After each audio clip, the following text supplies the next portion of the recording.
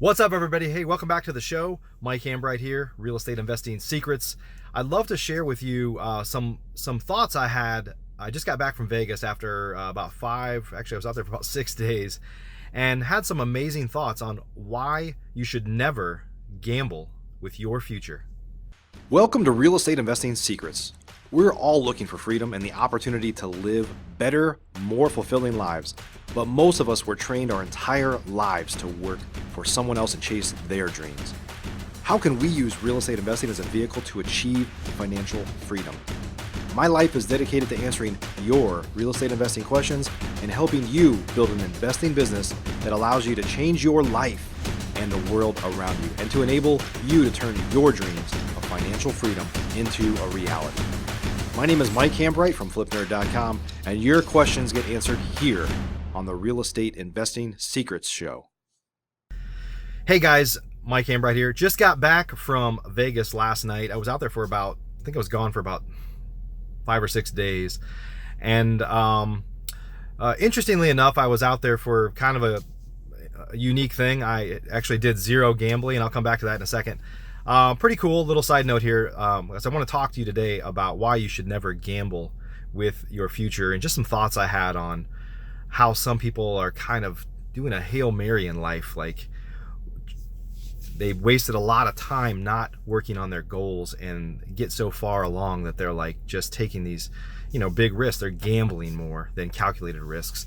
But a cool thing I'll share: while I was out in Vegas, I actually went through a training program to help me learn how to kind of pitch segment proposals to TV producers. And I'm on a mission. I am on a mission. It's very clear. It's posted in our office. My mission is to change the life of as many people as I possibly can through real estate investing. They can change their families' lives, communities around them, and ultimately the world. And I want to start sharing that message in a bigger way. So I learned how to pitch to TV producers, and then I actually pitched my segment proposal to 12 TV producers from many markets around the country, and got accepted at an unusually high rate of 8 different TV shows that I'm going to be on this fall, from San Diego, LA, Phoenix, Washington, DC, Chicago, Palm Springs, San Antonio. Might be missing something in there, but I'm going to be hopping around the country quite a bit, sharing my message on local TV stations, Fox, CBS, the CW, a number of stations like that. So anyway, really excited. Keep an eye on social media. I'd love to catch up with you when I'm in the market. I've already kind of decided when I come into a market, my plan is to have some sort of get together with any friends or folks that I'm looking to network with in that market. So stay tuned. But the lesson that I learned while I was in Vegas, I actually was in a meeting room almost the entire time. Very, very long days, hardly left at all. Did not really spend. I didn't gamble a dollar. A little side note of my history is I grew up in the Midwest, and right when gambling riverboats were introduced. This is gonna age me, but back a while. And you could gamble when you were 18 back then. So my 18th birthday, started going to the riverboats with friends and gambling and stuff. And the truth is I got it out of my system at a young age. I almost never won, and I was like, what the hell am I even doing here, after a period of time. And I've just never had an interest in gambling since then. And as a real estate investor, a lot of people think that what we do is risky. And the truth is I've lost money on, I think, 4 deals out of several hundred. And I'm not saying that there aren't a lot of people that don't lose money. The truth is they don't usually know what they're doing. So from my perspective, I honestly probably miss more deals because I'm overly conservative. And that's why my kind of failure rate is really low. So I don't see it as gambling at all. What I do is very, very calculated risk, and that's what I teach others too. So I just had a few thoughts while I was out there. Because I did walk through some casinos, because we went to some dinners, and the casinos, aside from being all smoky and obviously hectic with a lot of noise and commotion, is this that Vegas has changed quite a bit. If you've been to Vegas a number of times over the past couple decades, even, it's changed a lot. It used to be a lot less family friendly. There's a lot more shows now. There's a lot more to do besides just gamble. But when you walk through the casinos, it's kind of sad sometimes to see some of the people that are just gambling. You feel like they're on their last dollar, they're betting it all. It's like a Hail Mary, right? This is like, I didn't get what I wanted out of life. And I'm not saying this of everybody. And if you gamble, I'm not saying there's anything wrong with that. What I'm talking about is the mentality of I'm gambling to try to achieve success, right? Like, I don't have a lot of money and God, I hope I get this because this would change my life. That is what I'm talking about. If you gamble and it's a sport for you and financially you're fine otherwise, hey, no problem. That's cool. That's your hobby. And it's not the hobby that I choose, but that's cool. But I'm talking about the people that you can tell, like, this is their strategy for how to get ahead in life, or how to try to get ahead, which we all know the odds for that are very, very slim. Now, I'm not saying that they can't win or have a good night where they make a few $100 or a few thousand or whatever, but over time, this is not a wealth building strategy, is gambling in the casino. So it was a little bit sad just kind of seeing people gambling and thinking that, what are the choices that they made to get them here?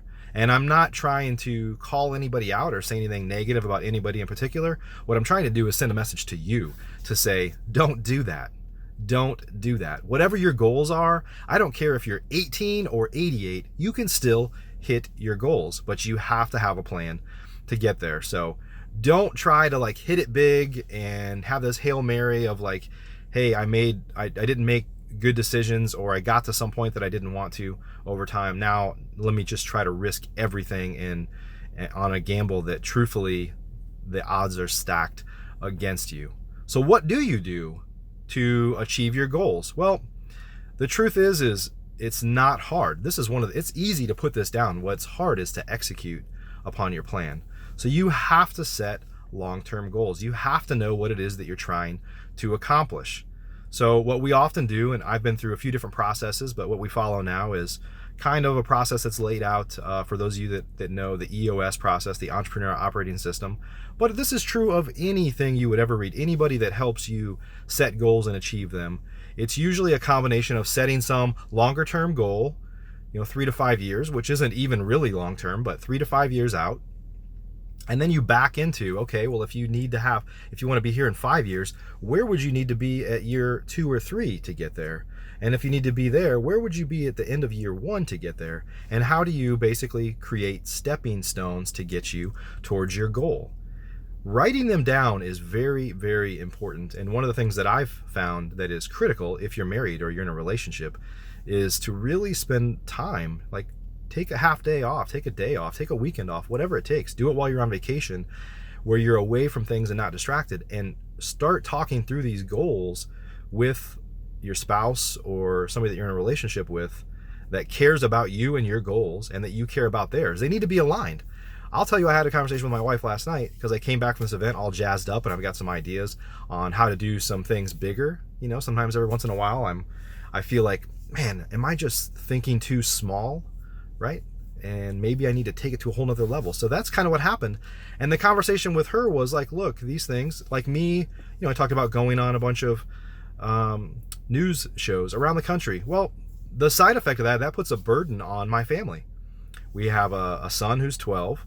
He's in Boy Scouts and basketball and has other activities. And me being away puts a strain on my family. Some of the other things that I want to do that I came back with, like taking it to another level, would require me being gone more than I usually am. And so it's really important to share those goals with your spouse or your family or whoever you're in a relationship with, to say, does that mesh with you? Is that cool with you? Now, there's two sides of that, right? One is when you're looking to make big moves and you're trying to get ahead, your friends and family might knock you down.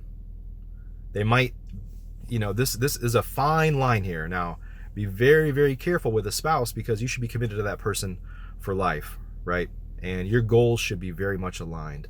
But it's very common for friends or family members to knock you down because you're thinking too big, and that makes them feel bad. That makes them feel small, right? So don't allow people to knock you down. Your dreams and your goals are yours.